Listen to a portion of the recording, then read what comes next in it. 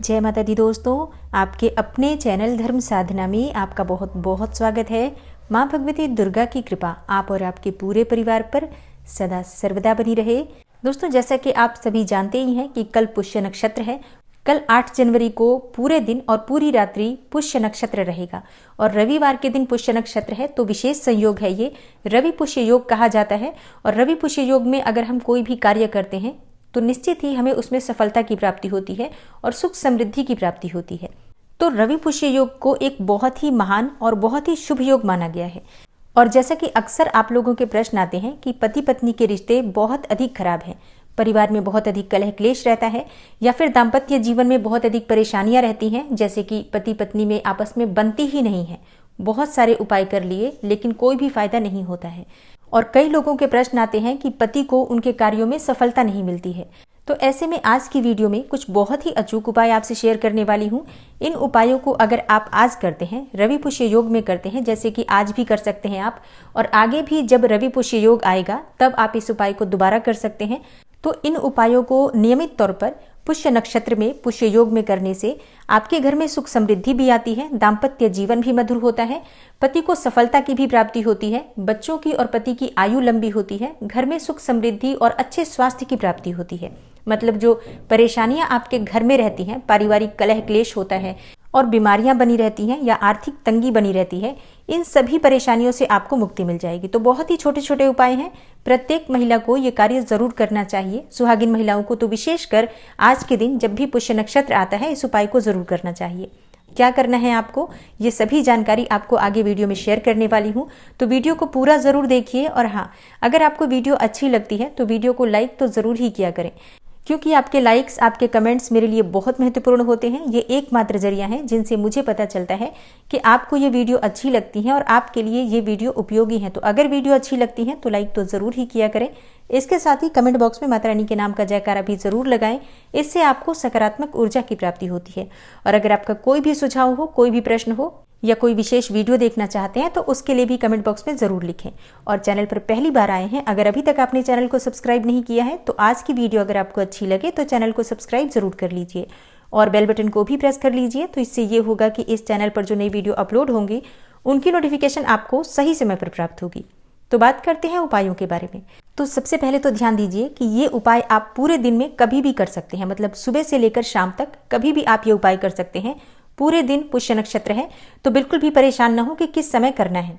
लेकिन एक चीज का ध्यान जरूर रखिए, कल पुष्य नक्षत्र भी है, माघ का महीना भी है, तो अगर आप माघ मास का स्नान नहीं कर रहे हैं तो भी कोई बात नहीं, लेकिन सूर्योदय से पहले उठकर स्नान जरूर कर लीजिए। और स्नान के बाद भगवान सूर्यदेव को जल दीजिए। जल में आप थोड़ी सी रोली डाल सकते हैं, चाहे तो थोड़ी सी हल्दी भी डाल सकते हैं, अक्षत भी डाल सकते हैं, मिश्री भी डाल सकते हैं, मतलब कुछ चीजें जो आपके पास उपलब्ध हो उन्हें डालकर और भगवान सूर्यदेव को जल अर्पित कीजिए। रोली जरूर होनी चाहिए, कोई और वस्तु ना हो तो एक तांबे के पात्र में जल भरकर और उस जल में चुटकी भर रोली डालकर भगवान सूर्यदेव को देखते हुए ओम घृणी सूर्याय नमः इस मंत्र के द्वारा भगवान सूर्यदेव को जल अर्पित कीजिए। उनसे प्रार्थना कीजिए आपके घर में, परिवार में सबको सफलता की प्राप्ति हो, सबको अच्छे स्वास्थ्य की प्राप्ति हो, क्योंकि स्वास्थ्य ही सबसे बड़ा धन है। सब लोग स्वस्थ रहेंगे तो सफलता तो अपने आप ही प्राप्त हो जाती है। भगवान सूर्यदेव से अच्छे स्वास्थ्य के लिए, आरोग्य के लिए प्रार्थना कीजिए। और अपने मन की कोई विशेष कामना हो तो वो भी भगवान सूर्यदेव से कह सकते हैं। आज बहुत ही शुभ योग है, तो इस समय में अपने मन की कामना प्रत्येक देवी देवता से पूजा करते समय आप कह सकते हैं, क्योंकि पुष्य नक्षत्र में की गई प्रार्थना बहुत शीघ्र देवताओं द्वारा स्वीकार्य होती है और बहुत जल्दी हमारी मनोकामना पूर्ण होती है। तो अगर आपकी कोई विशेष मनोकामना है तो आप जरूर किसी भी देवी देवता की जब पूजा कर रहे हैं तो अपनी मनोकामना भगवान से कहिए। और हाँ, जैसे भगवान सूर्यदेव को आप जल अर्पित करेंगे उसके बाद आप अपने घर के मंदिर में पूजा कर लीजिए। तो पूजा जिस प्रकार से आप प्रतिदिन करते हैं बिल्कुल उसी प्रकार से करेंगे। लेकिन अगर आपके दाम्पत्य जीवन में बहुत अधिक परेशानी है तो माँ दुर्गा के सामने एक शुद्ध घी का या तिल तेल का दीपक प्रज्वलित करके एक मंत्र है उसका जप कीजिए। मंत्र है, देहि सौभाग्यम आरोग्यम देहि मे परमम सुखम रूपम देहि जयम देहि यशो देहि द्विसोजहि। मंत्र मैं स्क्रीन पर आपको दे दूंगी। इस मंत्र के जप से सभी प्रकार की मनोकामनाएं पूर्ण हो जाती हैं। सुख समृद्धि सौभाग्य, जीवन में सफलता की भी प्राप्ति होती है, संतान प्राप्ति में बाधा है तो संतान की भी प्राप्ति होती है और दाम्पत्य जीवन भी सुखमय रहता है, पति की आयु भी लंबी होती है। तो सभी प्रकार की मनोकामनाएं इस एक मंत्र के जप से पूर्ण हो जाती है। तो ये मंत्र जरूर जप लीजिए 108 बार कम से कम। मतलब आप चाहें तो रुद्राक्ष की माला से जप कर सकते हैं या उंगलियों पर भी गिनकर आप मंत्र जप कर सकते हैं, जैसे भी हो 108 बार कम से कम जप कर लीजिए। अधिक अगर आप जपना चाहते हैं तो पूरी तरह से आपकी अपनी इच्छा पर निर्भर करता है। माँ दुर्गा से प्रार्थना कीजिए, निश्चित ही आपकी मनोकामना पूर्ण होगी। और हाँ, माँ दुर्गा की पूजा करते समय उन्हें सिंदूर अवश्य अर्पित कीजिए। एक और कार्य आपको करना है, आज आपको सुहाग की सामग्री जरूर खरीदनी चाहिए। जैसे कि अगर आप बहुत कुछ नहीं खरीद पाते हैं तो एक सिंदूर की डिब्बी जरूर खरीद लाइए।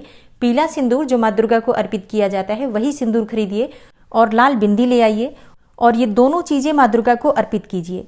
जैसे कि माँ दुर्गा को सिंदूर लगाइए अपनी अनामिका उंगली से 5 बार या 7 बार माँ दुर्गा की मांग में भर दीजिए और उसी उंगली से अपनी मांग भरिए।